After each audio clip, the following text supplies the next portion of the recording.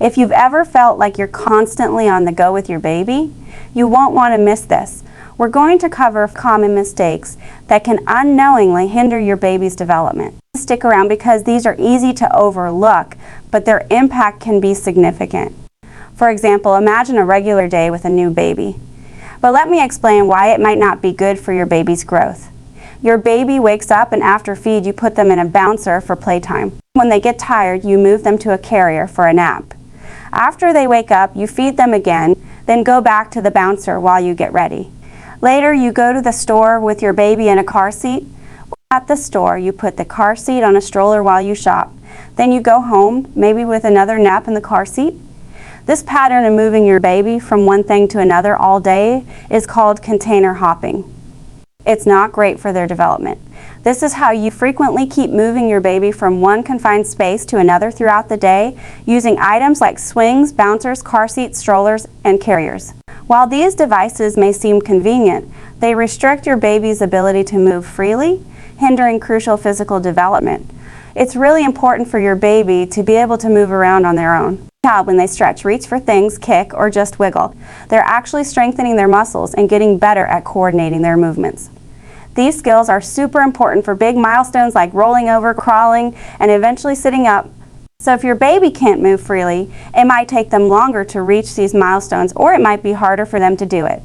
If your baby spends a lot of time in containers, they might miss out on important learning experiences. But that doesn't mean you should never use things like rockers or bouncers. They can be really helpful sometimes. For example, I used a rocker to keep my baby safe while I cooked. The key is to use them in moderation and be mindful of how much time your baby spends in them. There's no set rule about how much time your baby should spend in these containers. The important thing is to give your baby plenty of chances to move around and explore freely. What I suggest is to aim for more floor play time for your baby compared to time spent in containers. Playing on the floor is really important because it gives your baby the chance to move around and learn. Whether they're on their backside or tummy, being on the floor lets them explore and develop. So while it's okay to use containers when necessary, make sure to balance it out with plenty of floor playtime because that's crucial for your baby's growth. The next one is something easy to miss, but it's really important not to overlook. When babies are born until about 3 months old, you might notice that their head tends to lean to one side whether they're awake or asleep. This is normal. But if you see that your baby always leans their head to the same side, it could be a sign of something called positional torticollis.